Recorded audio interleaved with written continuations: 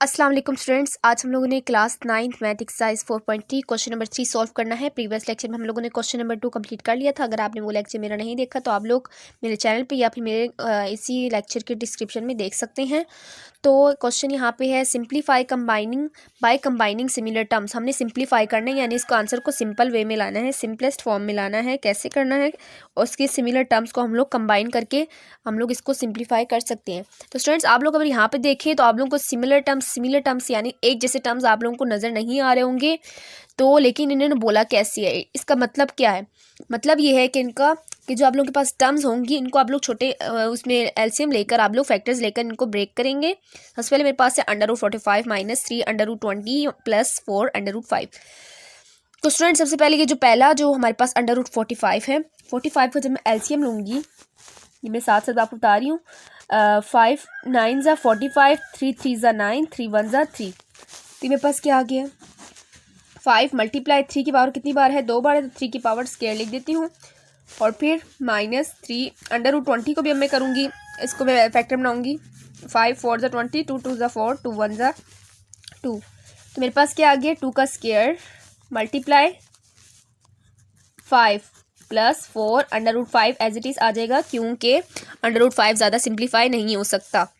अब उसके बाद ये स्केयर √ से कैंसिल हो जाएगा और ये स्केयर √ से कैंसिल हो जाएगा। ये बात याद रखनी है कि 5 के ऊपर स्केयर नहीं था, इसलिए उसका √ कैंसिल नहीं होगा। उस 5 के ऊपर एज इट इज़ रहेगा। 3 बाहर निकल जाएगा और 5 अंदर रहेगा, √ के अंदर ही सेम अपनी जगह पे रहेगा, उसकी पोजीशन चेंज नहीं होगी। और ये मेरे पास 2 बाहर आ जाएगा, 3 2 से मल्टीप्लाई हो जाएगा, √5 एज इट इज़ रहेगा। और यहाँ पे ये टर्म भी एज इट इज़ हम लोग लिख लेंगे। उसके बाद हम लोग को नेक्स्ट स्टेप में क्या करना है? 3 को 2 से मल्टीप्लाई करेंगे, मेरे पास क्या आ जाएगा? -6 -3 × 2 ज़ा -6 और 5 अंदर ही रहेगा, √5 + 4 √5। नेक्स्ट स्टेप में आप लोगों ने क्या करना है?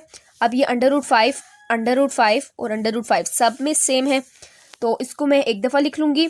और ये 3 -6 + 4, देख लीजिए, 3 -6 + 4 ही मैंने एक ब्रैकेट में कर लिया और √5 को एक बार लिख लिया। अब इसको जब आप लोग फर्दर सॉल्व करेंगे, 3 में से 6 यानी 6 में से 3 को निकालें, 3 आएगा, लेकिन साइन किसके लगेगा? बड़ी वैल्यू का। उसके बाद 4 में से 3 को माइनस करें, 1 आएगा, साइन बड़ी वैल्यू का +1। इट मीन्स हमारे पास क्या आ गया है? 1 आ गया। +1 को प्लस को शो नहीं करते, 1 को √5 से करूँगी तो मेरे पास दोबारा अगेन क्या आ जाएगा? √5। तो स्टूडेंट्स, ये आप लोगों का आंसर है। उम्मीद करती हूँ ये पहला पार्ट आपको अच्छे से समझ आ गया होगा। बस हमने इसी तरह करके सिंपल वे में लाना है और कंबाइनिंग सिमिलर टर्म्स को हम लोगों ने कंबाइन करके इनको सॉल्व करना होता है। अब मैं नेक्स्ट पार्ट करवाऊंगी। स्टूडेंट्स, ये मेरे पास पार्ट नंबर 2 है, जो कि बिल्कुल हम लोगों ने उसी मेथड से करना है जिससे हम लोगों ने पार्ट नंबर 1 को किया। सबसे पहले हम लोग क्या करेंगे? टर्म्स को हम लोग एलसीएम लेंगे। टर्म्स का सबसे पहला टर्म है 12 है, 12 को 2 6 ज़ा 12, 2 3 ज़ा 6, 2 3 ज़ा 6 और 3 1 ज़ा 3। यानी 2 को जब मैं कितनी बार करूँ, 2 को जब मैं 2 टाइम्स करूँ और 3 से मल्टीप्लाई करूँ तो मेरे पास क्या आता है? 12 आता है। और फिर 27 को करना है। 27 के लिए मैंने यहाँ पे लिख रही हूँ 3 9 ज़ा 27, 3 3 ज़ा 9, 3 1 ज़ा 3। 3 को 3 टाइम्स करूँ तो मेरे पास क्या आता है? 27 आता है। तो ये देख लीजिए, मैंने 2 की पावर्स में किए, क्योंकि √ हमेशा 2 से कैंसिल होता है, √ हमेशा स्क्वायर से कैंसिल होता है, जिसके साथ √ के ऊपर पावर ना हो। ये देखिए, सिंपल जो √ होता है ये 2 स्क्वायर से कैंसिल होता है। -3 √75 लूँगी। 75 को जब मैं लूँगी तो मेरे पास क्या आएगा? 3 2 ज़ा 6, 3 5 ज़ा 15, 5 5 ज़ा 25, 5 1 ज़ा 5। मेरे पास ये क्या आ गया है? 5 का स्क्वायर और 3 × 3। उसके बाद 300 है, उसको मैं कैसे करूँगी?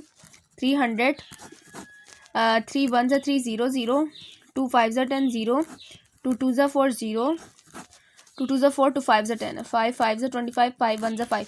यानी जब मैं 2 को 2 टाइम्स करूँ और 5 को 2 टाइम्स करूँ और 3 को 1 टाइम्स करूँ तो मेरे पास क्या आता है? 300 आता है।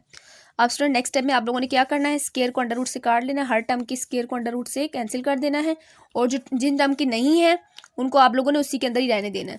अब मैंने 2 को बाहर शिफ्ट कर दिया है और √3 को अंदर ही रखूँगी, +5, 3 को बाहर शिफ्ट कर दूँगी और 3 को अंदर ही रखूँगी। इस वाले 3 को अंदर ही रखा है अभी मैंने √ के, क्योंकि ये कैंसिल नहीं हुआ अभी।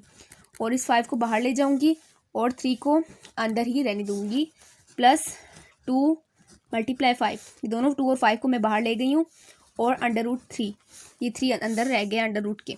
4 2 ज़ा 8 √3 + 5 3 ज़ा 15 √3 -5 3 ज़ा 15 √3। और ये मेरे पास क्या है? 10√3। अब नेक्स्ट स्टेप में आप लोगों ने क्या करना है, आप लोगों के पास √3 सब में कॉमन आ रहा है, उसको आप लोगों ने एक बार लिखना है और जो दूसरे टर्म्स हैं उनको आप लोगों ने एक ब्रैकेट में लिखना है। तो ये आप लोगों को नज़र आ रहा होगा 8 + 15 -15 और +10, ये +10 इसको एक ब्रैकेट में कर लिया और √3 को एक बार लिख लिया है। ये आपस में कैंसिल हो जाएंगे। 8 को जब मैं 10 में प्लस करूँगी तो मेरे पास क्या आएगा 18√3। तो स्टूडेंट्स ये आप लोगों का आंसर है। उम्मीद करती हूँ ये पार्ट भी आपको समझ आ गई होगी। अब मैं आप लोगों को नेक्स्ट पार्ट करवाऊंगी।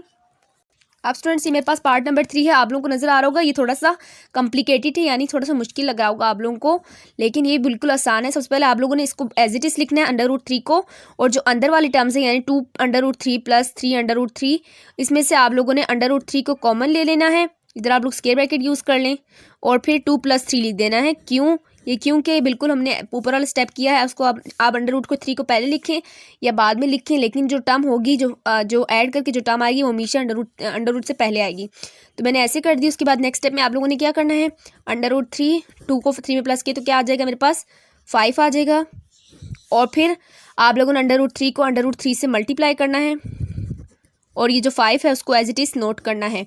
√3 दो बार है तो √3 का स्क्वायर लिख लूँगी, मल्टीप्लाई 5, 3 स्क्वायर 3 से √रूट से कैंसिल हो जाएगा और फिर 3 5 से मल्टीप्लाई हो जाएगा। मेरे पास आंसर क्या आ जाएगा 15। 3 5 से क्या होता है 15।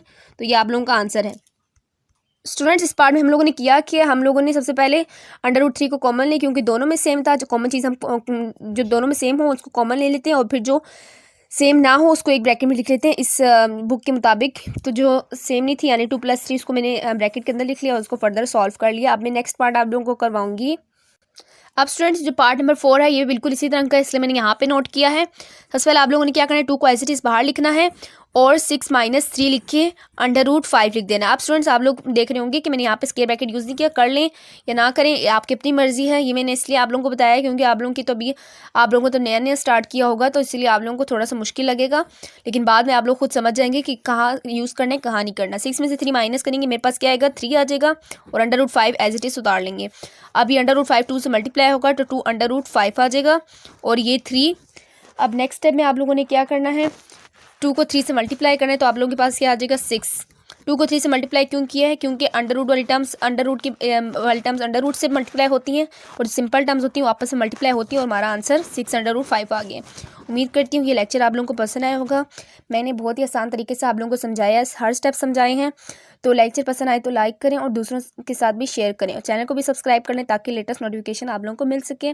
मिलती है नेक्स्ट लेक्चर में, तब तक के लिए अल्लाह हाफिज़।